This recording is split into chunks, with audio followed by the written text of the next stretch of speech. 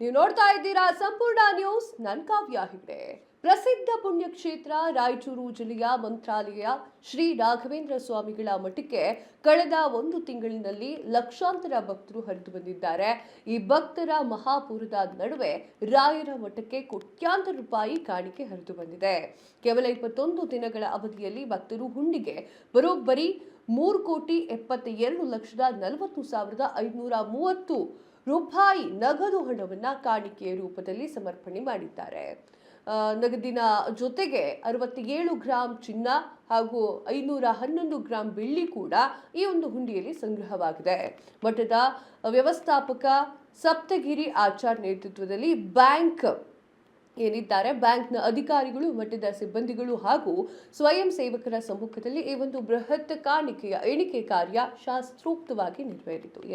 ಈಗ ನೀವು ಸ್ಕ್ರೀನಲ್ಲಿ ನೋಡ್ತಾ ಇದ್ದೀರಾ ಯಾವ ರೀತಿಯಾಗಿ ಎಣಿಕೆಯನ್ನು ಮಾಡಲಾಗ್ತಾ ಇದೆ ಅಂತ ಹೇಳಿ.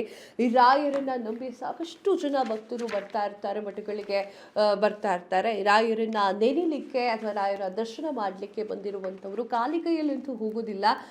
ಅಲ್ಲಿ ತಮ್ಮ ಕೈಯಲ್ಲಿ ಎಷ್ಟಾಗುತ್ತೋ ಅಷ್ಟು ದುಡ್ಡನ್ನು ಹುಂಡಿಗೆ ಹಾಕಿ ಹೋಗೋದು ಅವರ ಸಂಪ್ರದಾಯದಂತೆ ಮಾಡ್ಕೊಂಡಿದ್ದಾರೆ. ರಾಯರನ್ನ ನೋಡಲಿಕ್ಕೆ ಬಂದವರು ಹುಂಡಿಯಲ್ಲಿ ಚಿನ್ನ ಹಾಗೂ ಬೆಳ್ಳಿಯನ್ನು ಕೂಡ ಹಾಕಿ ಹೋಗಿದ್ದಾರೆ.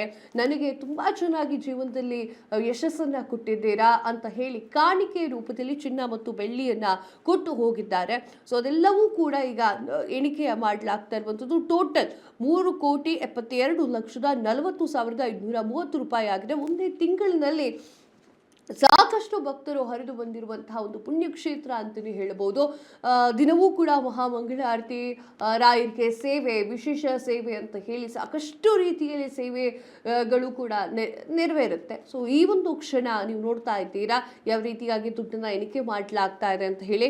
ಇನ್ನು ಮೇ ರಜೆ ಇತ್ತು, ಚಿಕ್ಕ ಮಕ್ಕಳಿಗೆ ಎಲ್ರಿಗೂ ಕೂಡ ಸ್ಕೂಲ್ ಮತ್ತು ಕಾಲೇಜುಗಳೆಲ್ಲರಿಗೂ ಕೂಡ ರಜೆ ಇತ್ತು. ಸೊ ಆ ಒಂದು ಕಾರಣಕ್ಕಾಗಿ ಮಕ್ಕಳು ಪಾಲಕರ ಜೊತೆಯಲ್ಲಿ ಈ ಒಂದು ದೇವಸ್ಥಾನಕ್ಕೆ ಭೇಟಿಯನ್ನು ನೀಡೋದು ಸರ್ವೇ ಸಾಮಾನ್ಯವಾಗಿತ್ತು. ಎಲ್ಲವನ್ನೂ ಕೂಡ ಈಗ ನೋಡಿದ್ರೆ ಅಳೆದು ತೂಗಿದ್ರೆ ಟೋಟಲ್ 3,72,40,530 ರೂಪಾಯಿ ಸಂಗ್ರಹವಾಗಿದೆ. ಹಾಗೆ 67 ಗ್ರಾಂ ಚಿನ್ನ ಹಾಗೂ 511 ಗ್ರಾಂ ಬೆಳ್ಳಿ ಕೂಡ ಸಂಗ್ರಹವಾಗಿದೆ.